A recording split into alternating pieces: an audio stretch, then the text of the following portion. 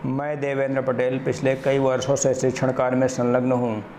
अनेक परेशानियों के चलते कई बार विद्यार्थी अध्यापकों के समक्ष शिक्षा लेने के लिए उपस्थित नहीं हो पाते हैं। इस समस्या के दृष्टिगत मैंने YouTube पर एक नया प्लेटफार्म DPM क्लासेस के नाम से बनाया है, जिसमें विद्यार्थियों को क्लास के पैरेलल सारी सुविधाएं जैसे लेक्चर, नोट्स, एक्सरसाइज सॉल्विंग सब कुछ टोटल फ्री उपलब्ध कराया जा रहा है। इसका लाभ उठाएं। धन्यवाद। हम class 12 chapter 5 continuity and differentiability जो चल रहा था उसका पार्ट डिफरेंशिएशन, और डिफरेंशिएशन का 12वां पार्ट आज आपके सामने है। और ये अंतिम पार्ट या फिर एक पार्ट और बन सकता है छोटा सा, चूँकि हमारा प्रयास ये है कि वीडियो बहुत ज़्यादा लंबा नहीं होना चाहिए। तो फ़िलहाल शुरू करते हैं आज 12वां पार्ट। और ये एक्सरसाइज 5J आपकी डॉक्टर हर्षुल शर्मा की बुक का पेज नंबर 309 है। इसमें जो एक्सरसाइज शुरू करने जा रहा हूँ ये विविध अभ्यास है, विविध प्रश्नावली है। और इसमें जो है कि एक फलन का दूसरे फलन के सापेक्ष डिफरेंशिएशन आपसे पूछा गया है कि एक फलन का डिफरेंशिएशन दूसरे फलन के सापेक्ष कैसे हम लोग ज्ञात करते हैं।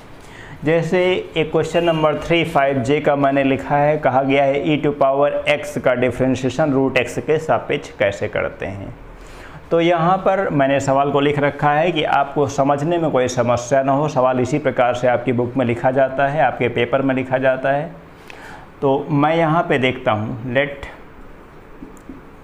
y1 equals to e⁻x, y2 equals to √x। अब कहने का मतलब ये हुआ कि y1 का डिफरेंशिएशन y2 के सापेक्ष करना है। अब y1 का डिफरेंशिएशन पहले निकालूंगा यहाँ पे ddx ऑफ y1, y2 का डिफरेंशिएशन निकालूंगा √x के सापेक्ष, तो लिखूंगा ddx ऑफ y2। उसके बाद y1 का डिफरेंशिएशन y2 के सापेक्ष कैसे निकाला जाता है आपको क्वेश्चन के अकॉर्डिंग ही बताता हूँ। Differentiating with respect to x implies that ddx of y1 equals to e⁻x का डिफरेंशिएशन e⁻x ही होता है, and ddx of y2 √x का डिफरेंशिएशन आपको याद होना चाहिए 1/2 √x होता है, क्योंकि आप सीधे अब अंतिम चरण में पहुंच चुके हैं डिफरेंशिएशन के। अब ddx ऑफ y1 मुझे मिल गया है और ddx ऑफ y2 मुझे मिल गया है। हमको यहाँ पे निकालना है नाउ dy1/dy2। ये हो जाएगा y1 का डिफरेंशिएशन y2 के सापेक्ष। विद्यार्थी ध्यान दें, जैसे अभी तक y1 का फंक्शन होता था, e⁻x का फंक्शन था और x के सापेक्ष डिफरेंशिएशन करना था, तो यहाँ पर dy1/dx इस प्रकार से आपको समझाने के लिए कह रहा हूँ। dy1/dx होता था जब x के सापेक्ष। यहाँ पर अगर dy1/dy2 लिखा गया तो इसका मतलब y2 के सापेक्ष y1 का डिफरेंशिएशन रिप्रेजेंट किया जा रहा है यहाँ पे। तो गलती नहीं होनी चाहिए आपसे कि जिसके सापेक्ष कहा जाए, इसका मतलब उसको आपको यहाँ पे बटे में लेना है, अपॉन में लेना है, डिनोमिनेटर में लेना है। और इसका फार्मूला क्या बनता है यहाँ पे, ddx of y1 upon ddx of y2। इसी फार्मूले में आपको वैल्यू सब्स्टिट्यूट करनी है। Implies that ddx of y1 की वैल्यू यहाँ पर e⁻x है और ddx ऑफ y2 की वैल्यू यहाँ पर 1/2 √x इस प्रकार से है। एक लाइन में सॉल्व कर दूंगा यहाँ पे 2 √x e⁻x, ये फाइनल रिज़ल्ट है। इसमें कोई समस्या नहीं है विद्यार्थियों को, बिल्कुल आसान है। आपने देखा कि y1 का डिफरेंशिएशन y2 के सापेक्ष बिल्कुल आसान तरीके से, केवल ये फार्मूला आपको ध्यान में रखना होता है। और लगातार कई सारे क्वेश्चन आपको मिलने वाले हैं। ओके, आप ध्यान दें, ये क्वेश्चन नंबर 5 है। क्वेश्चन लिखा गया है 5x⁻3 cos 2x। इसका डिफरेंशिएशन मुझे कैलकुलेट करना है। हालांकि पहले मैं ऐसे क्वेश्चन आपको बता चुका हूं कि ये फंक्शन टू पावर फंक्शन का केस है, तो यहाँ पे लॉगरिथमिक लेना आवश्यक है। लेकिन मैं उन विद्यार्थियों को समस्याओं को भी ध्यान में रखता हूँ जो विद्यार्थी हो सकता है पीछे ना समझ पाए हों, तो एक बार यहाँ फिर से मौका है उनके सामने समझने के लिए। आप ध्यान दें, let y1 equals to 5x whole power 3 cos 2x। यहाँ पे फंक्शन टू पावर फंक्शन के लिए मैंने कहा लॉगरिथमिक लेना आवश्यक है, तो यहाँ पर एक लाइन लिख लेंगे, taking logarithmic on both sides implies that log y1 equals to 3 cos 2x log 5x, इस प्रकार से। अब यहाँ पर हम देख रहे हैं कि ये 3 तो कांस्टेंट है, इसको फर्स्ट फंक्शन मान लेंगे इतने को, और इतने को मान लेंगे सेकंड फंक्शन, इस प्रकार से। ये 3 कांस्टेंट है, इसको बिल्कुल अलग रखेंगे। Differentiating with respect to x implies that 1 by y1 ddx of y1, ये इसका डिफ्रेंशिएशन आप जान चुके हैं, बहुत पहले से जान रहे हैं, इक्वल्स टू 3 यहाँ पे कांस्टेंट है, इसको बड़े ब्रैकेट से बाहर लिख लेते हैं। फर्स्ट फंक्शन यानी कि cos 2x into D D X of second, फार्मूले में सब्स्टिट्यूट करते हैं, यानी कि ये है log 5x plus second function यानी कि log 5x into D D X of first. D D X of first का मतलब यहाँ पे है cos 2x, ऐसा फंक्शन हो गया है। यानी कि इस प्रकार से फार्मूले में सब्स्टिट्यूट करने के बाद रिजल्ट निकल रहा है। आगे बढ़ता हूँ, 3 तो बाहर पड़ा रहेगा, cos 2x log 5x का डिफ्रेंशिएशन यहाँ पे 1 बाई 5x तो हो ही जाएगा।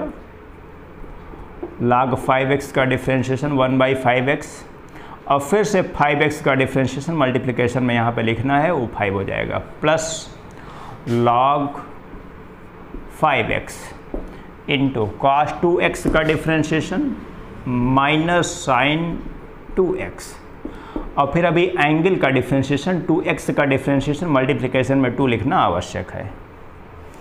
अब इस 3 को हम अंदर ले लेते हैं और सॉल्व करते हैं। इस 5 से ये 5 कैंसिल्ड आउट हो जाएगा, ये हो जाएगा, या फिर चाहे तो आप 3 बाहर ही लिखा रहने दें, उससे कोई फ़र्क नहीं पड़ता है। 3 और ये हो जाएगा 1 बाई x cos 2x, ये माइनस हो जाएगा यहाँ पे, और 2 log 5x sin 2x।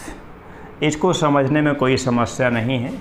एक काम और बचा है यहाँ पर, चूँकि ये वैल्यू है 1 by y1 D D X of y1 की वैल्यू है, हमको चाहिए D D X of y1 की वैल्यू, यानी कि y1 को इधर रिप्लेस करना पड़ेगा।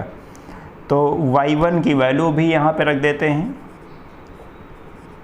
D D X of y1 equals to y1 इधर रिप्लेस करूँगा तो ये 3 बाहर निकाल लेता हूँ पहले, और ये हो जाएगा 5x होल पावर हो जाएगा 3 cos 2x। बाकी अंदर की क्वांटिटी में कोई भी बदलाव नहीं होने वाला है, यानी कि 1 by x cos 2x minus 2 log 5x sin 2x। इस प्रकार से ये फाइनल रिजल्ट है आपका। इसको समझने में कोई ऐसी समस्या नहीं है, और मैं ऐसे क्वेश्चंस को आपको पहले भी बता चुका था, और एक बार फिर से मैंने, चूँकि विविध प्रश्नावली थी तो मैंने इसे एक बार फिर से आपको बता दिया है। क्वेश्चन नंबर 15 स्टूडेंट्स आपके सामने है, आप ध्यान दें। कहा गया है कि y1 equals to sine inverse 1 minus x upon 1 plus x का differentiation y2 equals to root x के सापेक्ष। कहने का मतलब यह है कि y1 का डिफ्रेंशिएशन y2 के सापेक्ष कैलकुलेट करना है। इसका मतलब ये हुआ कि dy1 बाई dy2 कैलकुलेट करना है। तो इसके लिए सबसे पहला काम यह है कि D D X of y1 calculate किया जाए, D D X of y2 calculate किया जाए। उसके बाद तब फिर जैसे पहले फार्मूला आपको बता चुका हूँ, उसी फार्मूले के according dy1 by dy2 calculate करना है। आप ध्यान दें, यहाँ पे हम इसमें सब्स्टिट्यूशन देना चाहते हैं। बिना सब्स्टिट्यूशन के आपका ये डिफ्रेंशिएशन काफ़ी लंबा होने वाला है, तो इस लंबे कैलकुलेशन से बचने के लिए यहाँ पर सब्स्टिट्यूशन दे रहा हूँ। सॉल्यूशन में y1 एक बार फिर से लिखता हूँ, sine inverse 1 minus x upon 1 plus x. Put x equals to tan square theta. आप जानते हैं कि cos 2 थीटा का एक रिजल्ट होता है 1 minus tan square theta upon 1 plus tan square theta. तो इसके अकॉर्डिंग मैं लिख रहा हूँ यहाँ पे equals to sine inverse 1 minus tan square theta upon 1 plus tan square theta equals to sine inverse cos 2 theta. अभी समझना है आपको कि यहाँ पे साइन इनवर्स है, यहाँ पे कोसाइन का फंक्शन है, तो यहाँ पर इनवर्स तो ख़त्म होने वाला नहीं है। इसका मतलब थोड़ा सा और कुछ करना पड़ेगा। और क्या करना पड़ेगा आप ध्यान दें, sine inverse sine 90 minus 2 theta, इस प्रकार से। अब यहाँ पे साइन इनवर्स साइन का फंक्शन हुआ तो सीधे सीधे हो जाएगा ये π/2 माइनस 2 थीटा। यहाँ से थीटा की वैल्यू निकालनी पड़ेगी। यहाँ से √x equals to tan theta हो जाएगा। Implies that theta equals to tan inverse √x। इस चीज़ को आपको सब्स्टिट्यूशन के लिए अलग से समझना है। थीटा की जगह पे यहाँ पे tan इनवर्स √x रखा जाएगा और मैं देखता हूँ कि डिफ्रेंशिएशन अब बहुत आसान हो चुका है। Implies that y1 equals to π/2 minus 2। Theta की जगह पे आपने बताया tan इनवर्स √x। इसको डिफ्रेंशिएट करेंगे, एक लाइन में हो जाएगा ये differentiating with respect to x। Implies that ddx of y1 equals to π/2 तो कांस्टेंट है, 0 हो जाएगा। यहाँ पे -2 tan इनवर्स का डिफ्रेंशिएशन 1/1 प्लस एक्स स्क्वायर यानी कि √x का होल स्क्वायर हो जाएगा और इनटू ddx ऑफ यहाँ पे हो जाएगा √x। सॉल्व करते हैं, -2 अपान 1 प्लस एक्स और √x का डिफ्रेंशिएशन 1/2 √x। इस प्रकार से 2 से 2 कैंसिल आउट होता है। इक्वल्स टू यहाँ पे फाइनल रिज़ल्ट इसका आ रहा है ddx ऑफ y1 का √x पहले लिख लेता हूँ और ये 1 प्लस एक्स, ये ddx ऑफ y1 है।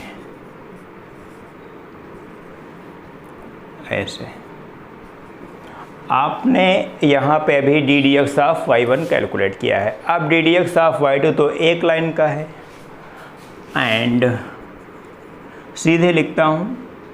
आप जानते हैं नोट्स आप बेहतर तरीके से बना सकते हैं। यहाँ पे ddx of y2 equals to ये √x का डिफ्रेंशिएशन 1/2 √x होता है। नाउ dy1/dy2 इक्वल्स टू आपको फार्मूला बता चुका हूँ। यहाँ पे हो जाएगा ddx of y1 upon ddx of y2। इसी फार्मूले में वैल्यू सब्स्टिट्यूट करनी है तो ddx ऑफ y1 की वैल्यू ये आपके पास है -1 अपान √x और 1 प्लस एक्स। अपान में क्या हो जाएगा, यहाँ पे ddx ऑफ y2 की वैल्यू आपने यहाँ पे कैलकुलेट कर रखी है 1/2 √x इक्वल्स टू आप ध्यान दें -1/√x 1 प्लस एक्स मल्टीप्लिकेशन में हो जाएगा ये 2 √x अपान 1। √x से √x कैंसिल्ड आउट होता है यहाँ पे और ये फाइनल रिज़ल्ट आपको मिल जाएगा -2/1 प्लस एक्स। ये इसका फाइनल रिज़ल्ट है काहे का, dy1/dy2 का। समझने में बिल्कुल भी समस्या नहीं है, सब कुछ बिल्कुल साफ साफ लिखा गया है, सब बिल्कुल आसान है, कोई ऐसी दिक्कत नहीं है। इसको स्टूडेंट्स नोट करें। ये क्वेश्चन नंबर 16 आपके सामने है। लिखा गया है y1 equals to log sine x whole power sine x, y2 equals to sine x. हमसे कहा गया है y1 का डिफ्रेंशिएशन y2 के सापेक्ष कैलकुलेट करना है। बिल्कुल आसान सा तरीका है, लेकिन सबसे पहले ध्यान देना है सलूशन यहाँ पर बहुत विस्तार से बहुत समझाते हुए आगे बढ़ूँगा। y1 इक्वल्स टू यहाँ पे है log sine x whole power sine x, ऐसे लिखा गया है। ये फंक्शन टू पावर फंक्शन का केस है, तो यहाँ पे हमको लॉग लेना आवश्यक है। बिना लॉगरिथमिक लिए इसको डिफ्रेंशिएट नहीं कर सकते हैं हम। आप ध्यान दें, यहाँ पे लिखूँगा taking log on both sides implies that log y1 equals to, यहाँ पे हो जाएगा sin x और log, और ये पूरी क्वांटिटी आ जाती है यहाँ पे log sin x। इस प्रकार से log लेते हैं तो log m to power n यानी कि n log m, ये क्वांटिटी बनती है यहाँ पे। अब इसको मैं देख रहा हूँ कि इसको मैं फर्स्ट फंक्शन इतने को और इस इतने को सेकंड फंक्शन माना जा सकता है। अब इसको फर्स्ट और सेकंड फंक्शन के अकॉर्डिंग डिफ्रेंशिएट भी किया जाएगा। आप ध्यान दें, differentiating with respect to x, log y1 का डिफ्रेंशिएशन हो जाता है 1/y1 ddx of y1 equals to first function यानी कि sin x into ddx of second. एक बार फार्मूले में वैल्यू सब्स्टिट्यूट करता हूँ, ddx ऑफ यहाँ पे हो जाएगा log sin x, इस प्रकार से, प्लस सेकेंड फंक्शन यहाँ पे है log sin x into ddx of first यानी कि ddx ऑफ sin x। ऐसे हो गया। आगे बढ़ेंगे और वैल्यू सब्स्टिट्यूट करते हुए यहाँ पे आगे बढ़ूँगा। वैल्यू क्या, यहाँ पे डिफ्रेंशिएशन करते हुए आगे बढ़ते हैं हम लोग। इक्वल्स टू sin x पहले बना हुआ है, sin x लिखता हूँ यहाँ पे। अब इस क्वांटिटी का डिफ्रेंशिएशन आप ध्यान दें, log पहले इस क्वांटिटी का पहले इस लॉगरिथमिक के अकॉर्डिंग इस पूरे का डिफ्रेंशिएशन करेंगे तो हो जाएगा 1/log sin x। लिखूँगा यहाँ पे 1/log sin x, ऐसे हो गया। अब इस log sin x का करते हैं तो log sin x का 1/sin x हो जाता है, यानी कि 1/sin x। अभी sin x का डिफ्रेंशिएशन भी करना बाकी है, यानी कि मल्टीप्लिकेशन में हो जाएगा ये cos x। आगे प्लस है तो प्लस लिखूँगा यहाँ पे। log sin x आगे बना हुआ है, बना रहेगा log sin x इस प्रकार से, into ddx of sin x, ddx of sin x का मतलब cos x हो जाएगा ये, यानी कि sin x का डिफ्रेंशिएशन। आप ध्यान दें, इसमें कुछ टर्म्स कैंसल्ड आउट हो रहे हैं, जैसे यहाँ पे sin x नोमिनेटर और डिनोमिनेटर का आपस में कैंसल्ड आउट हो गया है। आगे बढ़ता हूँ और यहाँ पे बचा केवल cos x upon log sin x, plus थोड़ा सा अरेंज करके लिखता हूँ तो पहले लिखूँगा cos x into log sin x, ऐसे हो गया। ये फाइनल रिज़ल्ट है। यहाँ पे ध्यान देना है कि ये ddx ऑफ y1 की वैल्यू है, ddx ऑफ y1 की वैल्यू है ये। अब y1 इधर रिप्लेस कर देंगे हम, y1 को यहाँ पे ऐसे लिखा रहने देंगे हम। उसके बाद ये देख रहा हूँ कि अभी ddx ऑफ y2 कैलकुलेट करना, जो कि एक लाइन का काम है, सीधे लिख देता हूँ and ddx of y2 equals to cos x, ऐसे हो गया। और मैं ये देख रहा हूँ कि cos x इसमें कॉमन भी हो जाएगा, इस चीज़ को मैंने ध्यान नहीं दिया था, तो अब सॉल्व कर लेता हूँ, इसको थोड़ा सा सही कर लेता हूँ, थोड़ा सा सही करता हूँ यहाँ पे।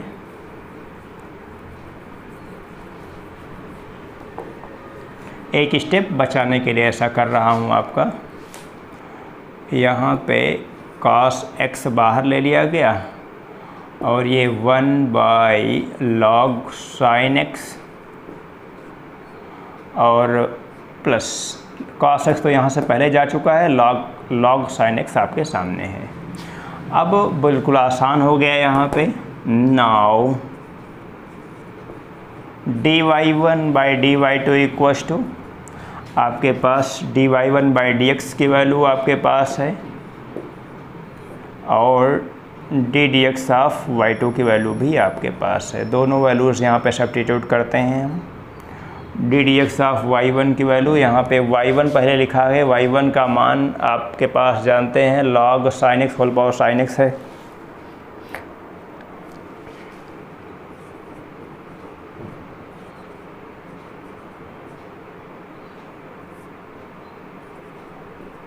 इस प्रकार से, और इनटू यहाँ पे cos x तो है ही, यहाँ पे आ गया है 1/log sin x plus log sin x।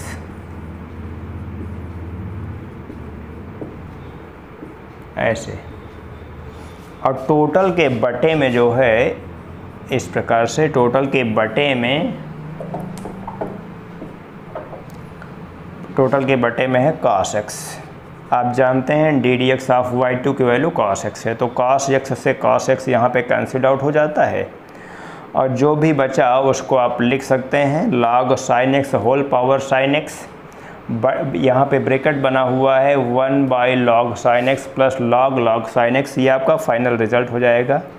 Students आप ध्यान दें, ये क्वेश्चन नंबर 23 हमारे सामने है। x minus a whole square plus y minus b whole square equal to c square लिखा गया है। c ग्रेटर दैन 0 लिखा होने का मतलब ये है कि c पॉजिटिव है। तो हमें सिद्ध करना है 1 plus y dash whole power 3/2 upon y double dash का मतलब डबल डेरिवेटिव y का, और y डैश का मतलब फर्स्ट डेरिवेटिव y का। कहा गया है कि ये जो वैल्यू निकलेगी वो a और b से फ्री होगी, यानी कि a और b से स्वतंत्र होगा ये मान। तो सॉल्व करता हूँ। सबसे पहले इसको इक्वेशन नंबर 1 मान लेता हूँ और लिखता हूँ differentiating 1 with respect to x। कोई समस्या नहीं है, सब कुछ बहुत आसान है। थोड़ा सा कैलकुलेशन पड़ेगा तो विद्यार्थी हमारे साथ बने रहेंगे, बहुत आराम से समझ में आएगा और बहुत आराम से चलने वाला हूँ। तो 2x माइनस ए प्लस 2y माइनस बी और इंटू वाई डैश हो जाएगा। इसका डिफ्रेंशिएशन आप जानते हैं, पहले पावर का करते हैं फिर फंक्शन का करते हैं, इक्वल्स टू 0। यहाँ पे 2 कैंसिल्ड आउट हो जाएगा जो कि राइट साइड में 0 है। Implies that x minus a equals to minus y minus b y dash, ऐसे लिख सकते हैं। Implies that y dash equals to minus x minus a upon y minus b, ऐसे लिख सकते हैं बिल्कुल आसान तरीके से। और इसको इक्वेशन नंबर 1 मान सकते हैं। 1 क्या 2, 1 तो यहाँ पे आपने मान रखा है। हमको y डबल डैश की वैल्यू चाहिए, यानी कि इसको एक बार फिर से डिफ्रेंशिएट करेंगे। Again differentiating with respect to x, बिल्कुल आराम से सॉल्व करेंगे। यहाँ पे y double dash equals to minus बाहर बना रहेगा, डिनोमिनेटर यानी कि y minus b into D D X of numerator का डिफ्रेंशिएशन यहाँ पे 1 हो जाएगा, माइनस न्यूमरेटर यानी कि x minus A into D D X of denominator यानी कि y माइनस बी का डिफ्रेंशिएशन यहाँ पे y डैश हो जाएगा, अपान में y माइनस बी का होल स्क्वायर। इस प्रकार से y डबल डैश निकला है। एक काम यहाँ पे करना है, y डैश की वैल्यू यहाँ पे सब्स्टिट्यूट करनी है, y डैश की ये वैल्यू, ये माइनस माइनस प्लस हो जाएगा। थोड़ा सा कैलकुलेशन में ध्यान रखना है क्योंकि कैलकुलेशन लंबा हो जाता है, विद्यार्थी थोड़ा समझने का प्रयास करें। इक्वल्स टू एक माइनस बाहर बना हुआ है यहाँ पे, y माइनस बी, और इस माइनस के साथ अगर हम y डैश की वैल्यू माइनस में रखेंगे तो यहाँ पे बनेगा सीधे सीधे plus x minus a whole square upon y minus b. कोई समस्या नहीं हुई। और अपान में y माइनस बी का होल स्क्वायर है, अपान में y माइनस बी का होल स्क्वायर। अभी तक कोई समस्या नहीं आई। और अधिक आगे सॉल्व करता हूँ मैं इसे, और माइनस बाहर बना रहेगा, ये y minus b whole square हो जाता है और plus x minus a whole square total के बटे में यहाँ पे y माइनस बी का होल क्यूब हो जाएगा। ये वैल्यू है यहाँ पे y डबल डैश की। y डबल डैश की वैल्यू आपने इस प्रकार से कैलकुलेट किया है।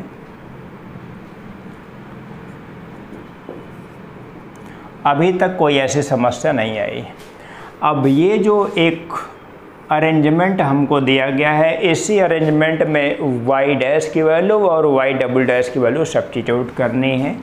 लिखूँगा अब 1 plus y dash whole square whole power 3/2। सबसे पहले इसी को सॉल्व करूँगा तो 1 प्लस y डैश की वैल्यू आपके पास है ये x minus a upon y minus b का होल स्क्वायर। चूँकि यहाँ पर निगेटिव है, निगेटिव छोड़ रहा हूँ सीधे सीधे चूँकि स्क्वायरिंग है, और पूरे की पावर है यहाँ पे 3/2 इक्वल्स टू, यहीं पे लिख रहा हूँ, थोड़ा सा यहाँ पे जगह का शॉर्टेज होगा, देखता हूँ अरेंजमेंट करूँगा।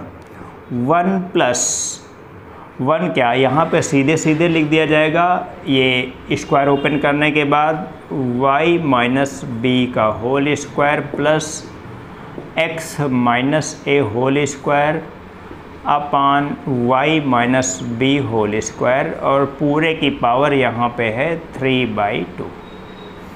आप देखें इस क्वांटिटी को आप क्या लिख सकते हैं, ये c स्क्वायर की वैल्यू है।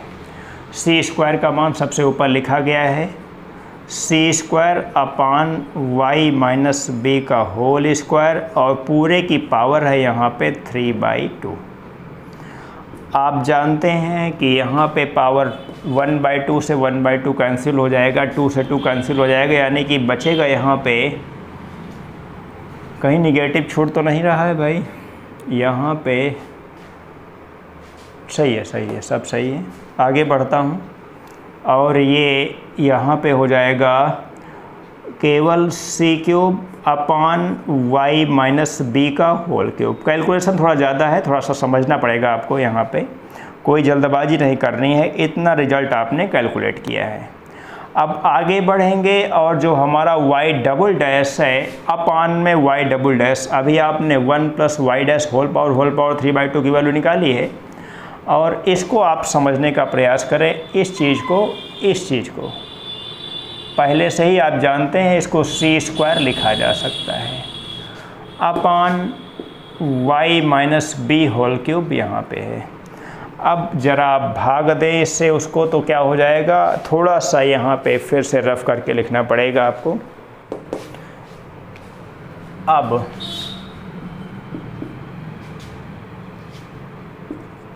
अब लिखें आप यहाँ पे 1 plus y dash whole square whole power 3/2 upon y double dash equals to, ये न्यूमरेटर की क्वांटिटी का कैलकुलेशन आप पहले से निकाल चुके हैं। ये आ रहा है c cube upon y minus P का होल क्यूब।